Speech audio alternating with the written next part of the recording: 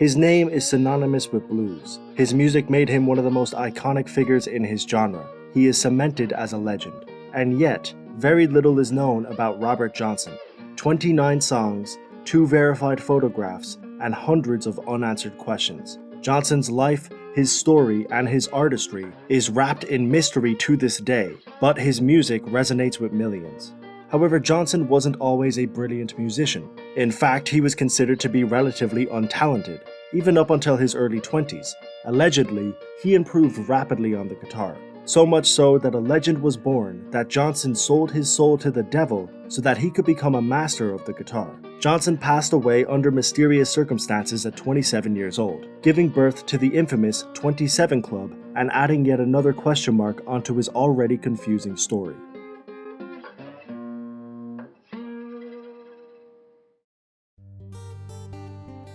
Robert was born on the 8th of May, 1911, to parents Julia Dodds and Noah Johnson in Hazelhurst, Mississippi. His mother had already given birth to 10 kids with her husband Charles, but Robert was born out of wedlock, illegitimately, and had a father who he most likely never met or spoke to. His stepfather, Charles, was a reasonably successful landowner, but after getting into a dispute with a lynch mob, he was forced to move to Memphis, and Robert would eventually be sent there to live with him until he was around 8 or 9 years old. At that age, he moved back to Mississippi to live with his mother and her new husband, Dusty Willis. In his teenage years, Robert began to gain an interest in music and dabbled in some different aspects of it. He learned the basics of the guitar from one of his brothers, and he was cited as being a talented harmonica player. We can also assume that he was writing songs and singing during this time. But all of this wasn't very appealing to his new stepfather, who wanted him to work on the plantation fields. This would lead to a conflict between the two, and while he was still a teenager, Robert would try and find his own freedom and independence. This started when he was 19. He married a 16-year-old Virginia Travis on the 17th of February, 1929, but unfortunately, she would die a year later while giving birth. Robert was now a 20-year-old widow with a stepfather he didn't like, a father he never met, and a wife who had just passed away. And lest we forget, he was an African-American man living in the South in the early 20th century. Basically, Robert had an intense childhood, and his adult life wasn't looking very good either. At this stage, all Robert really had was his music.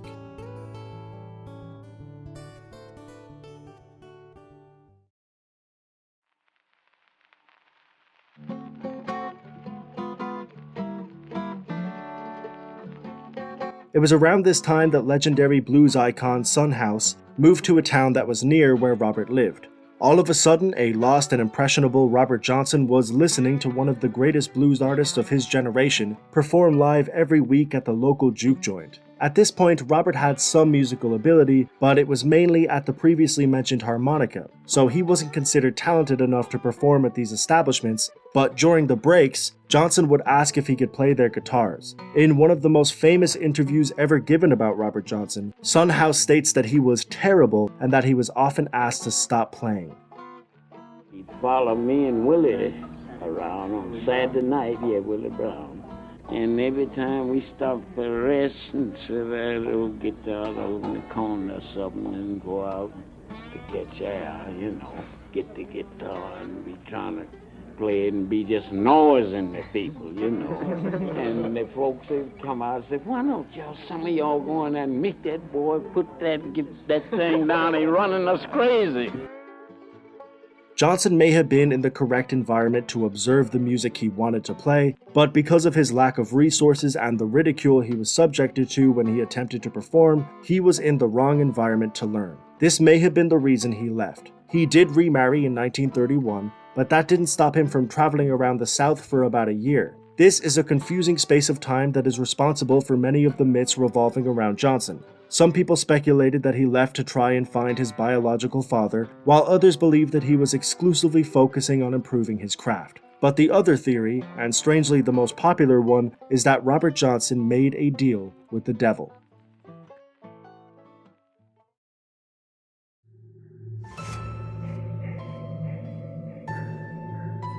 The story goes that Robert Johnson went to a local crossroads with his guitar before midnight. He started playing his songs, and at midnight, the devil appeared. The devil took the guitar and tuned it, played a song, and gave it back to Johnson. This was the transaction. the turning point for Johnson as a musician. He had given up his soul to the devil himself and was a master of guitar. But with this, his soul was doomed to hell and an untimely demise was in his future. The reason people believe that this is what happened is because of a man named Liddell Johnson, who in 1971 said that this was the way to sell your soul and that his brother Tommy had actually done this. There was no relation between Tommy and Robert, but that didn't stop people from taking this tale and attaching it to Robert's name.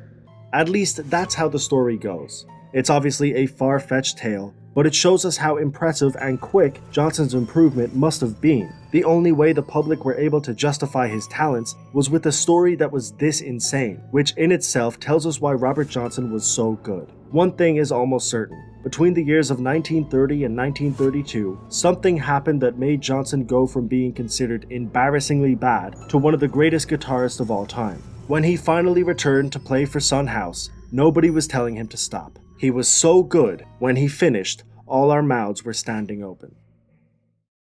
Johnson took his new talents and began traveling with fellow artist Johnny Shines, where he improved his craft even further, but he still hadn't recorded anything and his talents were being wasted. It was the mid-1930s and his second wife had passed away. Johnson was determined to record and make a name for himself. He went into a man named H.C. Spears' store, who worked for the ARC record label. Finally, in November of 1936, Johnson was in a studio recording the first of his almost 30 songs. He would continuously return to record until the summer of 1937. He made okay money doing this and had amassed a small but loyal fan base, but Johnson wasn't a household name by any means. His music had some dark undertones. Songs like Me and the Devil Blues, If I Had Possession Over Judgment Day, Hellhound on My Trail, and of course, Crossroad Blues. Dark themes like hell, the devil, and death were prominent in his music, and this did nothing but add fuel to his already dark image. But this was par for the course for blues. These weren't new thematic explorations, they were cemented attributes of the genre, but people emphasized Johnson's dark lyrics to add to the narrative, even though there were hundreds of similar acts doing the same thing. Regardless, the recordings were done, and unfortunately, that would be Johnson's entire discography, because a year later,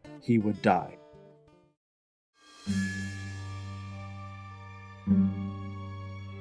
On the 16th of August, 1938, Robert Johnson, aged 27, was found dead. Very little is known about the specifics of his untimely demise. In fact, the actual date he died wasn't discovered for another 30 years when music journalist Gail Dean Wardlow found his death certificate. It didn't have any cause of death, so we weren't given any answers in that department, but of course, there are theories. The first theory, which is the most plausible and the most boring, is that Robert died from untreated syphilis that he had inherited from one of his parents. It was a common problem for low-income families at the time, and it's entirely possible that Johnson was a victim of this. But if you haven't figured it out yet, nothing is ever black and white with Robert Johnson. And as you probably expected, there is a second theory that Johnson was murdered. Johnson had been performing for a few weeks at a country dance that was only 15 miles away from where he was found. Allegedly, he was flirting with a married woman at these dances. Her husband gave Robert a drink, but Sonny Boy Williamson, a fellow musician and friend of Johnson, slapped the drink out of his hand and told him that it was dangerous to accept drinks from unknown people. Johnson was angry at Williamson for doing this, and he accepted a second drink from the husband, which he did consume. Williamson wrote an account about this, and he was a well-respected figure of the blues community who had a confirmed association with Johnson, so it is entirely possible that he was telling the truth. Whether Johnson was actually poisoned is a different story altogether. However, Robert Mac McCormack, a notable blues researcher, claimed that he tracked down the man who killed Johnson and actually got a confession from him. He declined to reveal the name or release the confession, which seems like a strange thing to do. If you were a blues researcher and found out who killed one of the genre's biggest icons, it's very strange that you wouldn't release that information. But these accounts and statements have made this second theory more believable, and a lot of people do believe it to be true. Either way, the end result was the same. Johnson had passed at the young age of 27, with very few answers as to what happened, concluding his already insane life with an ending that was incredibly unfortunate and untimely, but morbidly fitting for such a mysterious and interesting character. Some of his friends, associates, and peers wouldn't find out about his death for a long time, not until they looked for him and realized through word of mouth that he was gone. It seemed as if Johnson would fade into obscurity. For 2 decades after his death, he remained a relatively unknown figure in the music world, but in 1961, Columbia Records released the album, King of the Delta Blues Singers, a compilation of Johnson's work that would achieve immense success and bring his music to a wider audience. It was widely considered to be one of the greatest albums of all time, and it solidified Johnson as a blues legend. He was finally recognized, and while he wasn't able to enjoy the fruits of his labor, the world could enjoy his work and admire his greatness. His dream of becoming one of the greatest blues artists of all time was finally realized.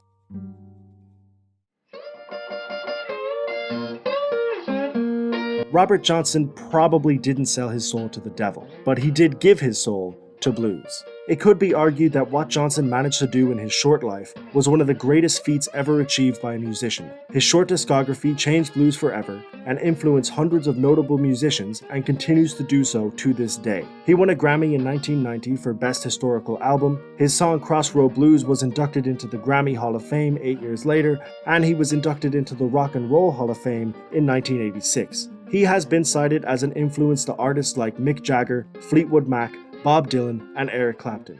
He did all of this in a very short span of time, with a life that was as difficult as any. He overcame it all and persevered to become one of music's most important icons. It's very difficult to distinguish fact from fiction when it comes to this man. The historical inaccuracies, conspiracy theories, and sheer lack of any substantial documentation make his story a confusing one, but one thing is for certain: Robert Johnson was a legend.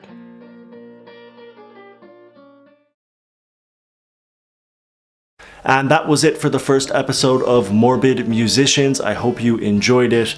This is a web series where we're going to have a look at music through a morbid lens. We're going to talk about some of the more interesting kind of creepy nature behind certain genres or bands or acts, etc., etc. So I hope you guys enjoyed this episode, and I hope you guys enjoy the episodes that are to come. Sources, further reading, the music used, the art, books, documentaries, articles, everything you can possibly imagine, everything that I utilized to make this episode possible is linked down below in a document entitled The Robert Johnson Document. It was too much to put in the description, so I made a full-fledged document for it with like 40 to 50 links showing you everything that I used and everything that I came by while making this. There's some really interesting stuff in there, so make sure to check it out. On top of that, I have a playlist down below of some of the old school Southern blues that I've been listening to while making this episode. I am not an expert on blues. It is not my genre of choice, but it is definitely a genre I've come to respect while making this episode and while just researching it in general. It is a very, very interesting genre of music, a very interesting time in music, and I highly recommend checking it out, studying up on it, and listening to some of it because it is very enjoyable to listen to. And finally, over on my web store, Dark and Morbid, where we release clothes, I made a little piece of Robert Johnson merch if you want to go and check that out. That would be a good way to support the show if you want to. Document, playlist, and merch, that's actually something I'm hoping to do for every single episode of this web series, but obviously it is very time consuming, so if you're interested in anything I just mentioned, please click on some of the links in the description. It will support the show and just let me know that people are interested. Yeah, that is pretty much everything I wanted to say. I will probably see you this time next week over on the main channel, and I'll see you tomorrow over on the second channel. 2020, we're going hard, non-stop. But anyways, until next time.